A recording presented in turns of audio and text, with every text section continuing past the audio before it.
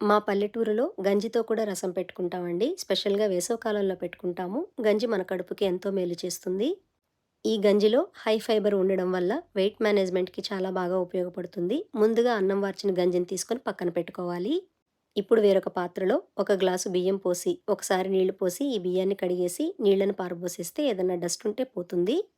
ఇప్పుడు మళ్ళీ ఫ్రెష్‌గా నీళ్లు పోసుకొని చేత్తో ఇలా గట్టిగా బియ్యాన్ని పిసుకుతూ బియ్యం కడిగిన నీళ్ళని తీసుకోవాలి. ఈ బియ్యం కడిగిన నీళ్లు మనం రసం పెట్టుకోవడానికి ఉపయోగపడతాయి. ఇలా కడిగిన బియ్యం నీళ్ళని వేరొక పాత్రలోకి తీసుకోవాలి.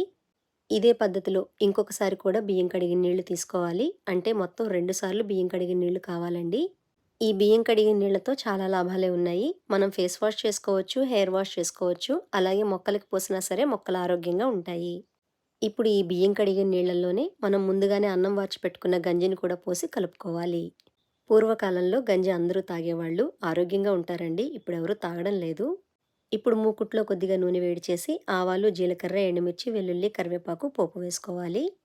పోపు కాస్త వేగాక ఉల్లిపాయలు, టమోటోలు, బెండకాయ, వంకాయ, మునక్కాడ ముక్కలు వేసుకోవాలి. పులుపు కోసం మామిడికాయ ముక్కలు వేసుకోవాలి.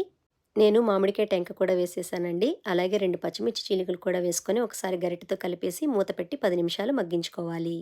10 నిమిషాలకి కూరగాయ ముక్కలన్నీ చక్కగా మగ్గిపోతాయి. ఇప్పుడు మీ రుచికి తగ్గ ఉప్పు, కారం, కొద్దిగా పసుపు వేసి బియ్యం కడిగిన నీళ్లు, గంజి కూడా పోసుకొని హై ఫ్లేమ్‌లో 10 నిమిషాలు మరిగించుకోవాలి. చిన్న బెల్లం ముక్క వేసుకుంటే మామిడికాయ పులుపుని బ్యాలెన్స్ చేస్తుంది. అలాగే కొద్దిగా సాంబార్ పొడి, కొత్తిమీర వేసుకొని మరో 10 నిమిషాలు హై ఫ్లేమ్‌లో మరిగించుకోవాలి. ఇలా కొద్దిగా చిక్కబడిన తర్వాత స్టవ్ మీద నుండి దించేస్తే సరిపోతుందండి. వేడి వేడి అన్నంలో పోసుకొని తింటే చాలా కమ్మగా ఉంటాయి.